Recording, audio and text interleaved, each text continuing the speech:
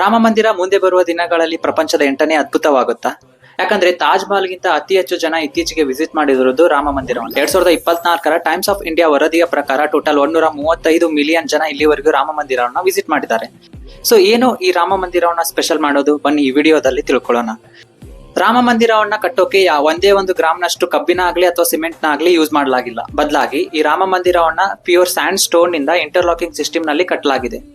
ಅದು ಕೂಡ ಇದು ಉತ್ತರ ಭಾರತದ ನಾಗರ ಶೈಲಿ ವಾಸ್ತುಶಿಲ್ಪದಿಂದ ಕಟ್ಟಲಾಗಿದೆ. ಅಷ್ಟೇ ಅಲ್ಲದೆ ಈ ರಾಮ ಮಂದಿರವನ್ನ ಕಟ್ಟೋಕೆ ಬರೋಬ್ಬರಿ 5,500 ಕೋಟಿಯಷ್ಟು ಖರ್ಚಾಗಿದೆ. ಇದರಲ್ಲಿ ಇಂಟ್ರೆಸ್ಟಿಂಗ್ ವಿಷಯ ಏನಂತಂದ್ರೆ ಗವರ್ಮೆಂಟ್ ಇದರಲ್ಲಿ ₹1 ಕೂಡ ಹಾಕಿಲ್ಲ. ಬದಲಾಗಿ ನಿಮ್ಮಂತ ರಾಮ ಡಿವೋಟಿಸ್ ಡೊನೇಷನ್ ರೂಪದಲ್ಲಿ ಏನು ಅಮೌಂಟ್ ಕೊಟ್ಟಿದಾರಲ್ಲ ಅದೇ ಅಮೌಂಟ್ ನಿಂದ ಈ ರಾಮ ಮಂದಿರವನ್ನ ಕಟ್ಟಿರೋದು. ಇನ್ನೊಂದು ಇಂಟ್ರೆಸ್ಟಿಂಗ್ ವಿಷಯ ಏನಂದ್ರೆ ಬರೋಬ್ಬರಿ 400 ಕೋಟಿಯಷ್ಟು ಟ್ಯಾಕ್ಸ್ ಅನ್ನ ರಾಮ ಮಂದಿರ ಟ್ರಸ್ಟ್ ನವರು ಗವರ್ಮೆಂಟ್ ಗೆ ಕಟ್ಟಿದ್ದಾರೆ. ಸೊ ಇದು ರಾಮ ಮಂದಿರವನ್ನ ತುಂಬಾ ಸ್ಪೆಷಲ್ ಮಾಡಿರೋದು. ನೀವು ಏನಾದ್ರೂ ರಾಮ ಮಂದಿರಕ್ಕೆ ವಿಸಿಟ್ ಮಾಡಿದ್ರೆ ಹೇಗಿತ್ತು ಅನ್ನೋ ಎಕ್ಸ್ಪೀರಿಯನ್ಸ್ ಅನ್ನ ಕಮೆಂಟ್ ಬಾಕ್ಸ್ ನಲ್ಲಿ ಹಾಕಿ. ಇಂತಹದೇ ಇಂಟ್ರೆಸ್ಟಿಂಗ್ ವಿಡಿಯೋಸ್ಗಾಗಿ ಫಾಲೋ ಮಾಡಿ ಇನ್ಫೋವೇಗ. Signing off from ಇನ್ಫೋವೇಗ.